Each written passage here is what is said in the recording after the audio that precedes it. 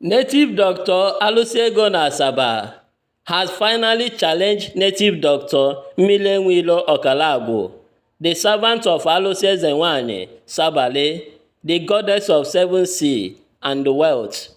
Alusi Ego accused Nmiri Eweilo of being a criminal and fraudster and also challenged him to a fight.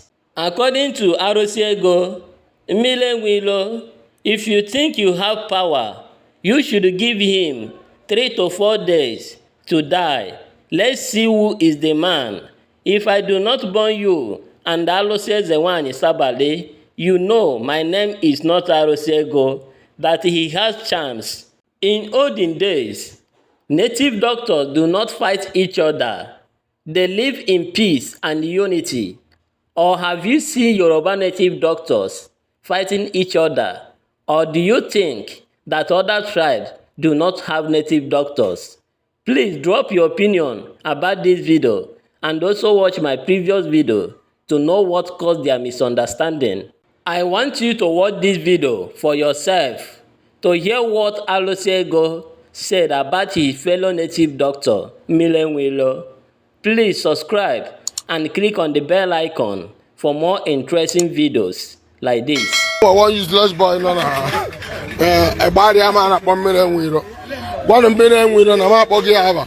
Nmiri Eweilo ya 4 days or 7 days. Igbo onye oshi na egwu ndị mmadụ wayo.